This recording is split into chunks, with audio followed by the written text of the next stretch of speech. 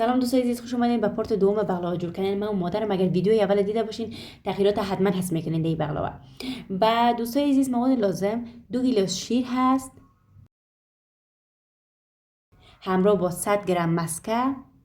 اینا رو خوب صحیح مکس میکنیم دوستا و بعدی که مکس کردیم 4 عدد تخم مرغ اضافه میکنیم.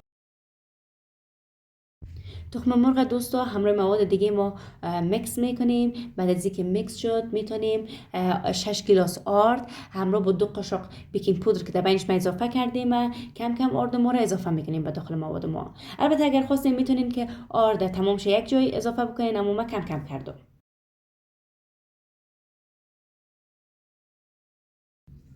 به این شکل خمیرش میکنیم دوستای عزیز. وقتی کمی قسم خمیر به دست آمد نمیگذاریم که برسه، زوالش میکنیم و بعد از میتونیم که مستقیم زواله ما رو هموار بکنیم و آماده بکنیم بقلاوه ما را.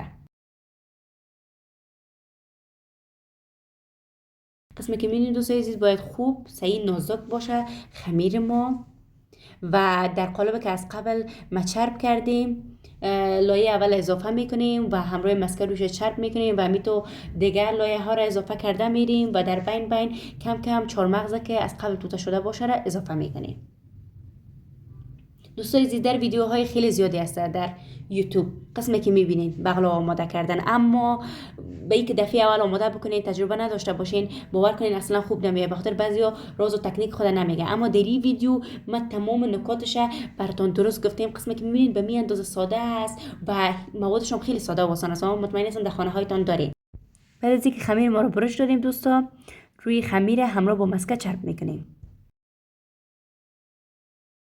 قسمی که میفهمین دوستای عزیز در یوتیوب خیلی از ویدیوهای متفاوت از بقلاوا وجود داره، اما خیلی ها درباره راز و تکنیک خود در پختن بقلاوا نمیگه. البته در این ویدیو ما تمامش از 0 تا 100 گفتیم و قسمی که میبینیم واضح معلوم میشه. و دوستای عزیز درباره شربتش 4 گیلاس بوره همراه با 4 گیلاس آب در بین یک دیگ سرگاز با حرارت متوسط میگذاریم و کمی ایل اضافه میکنیم همراه با لیمو و این میگذاریم دوستای عزیز بر مدت 20 دقیقه خوب بجوشه شربت ما. و بعد از اینکه دوستای عزیز بقلاوه ما آماده شد شربت داغ داغ بالایش اضافه میکنیم قسمی که میبینین دوستای عزیز. و البته بقلاوه ما را در بین شربت حداقل به مدت یک شبانه روز میگذاریم تا خوب شربت به خود بقلاوه کش بکنه. و بعد از یک شبانه روز دوستای عزیز میتونید که بخورینش. و قسمی که میبینین دوستای عزیز ما تا حالا نخوردیم از بقلاوا به خاطر که فعلا روزه دارم و این ویدیوی امروز است.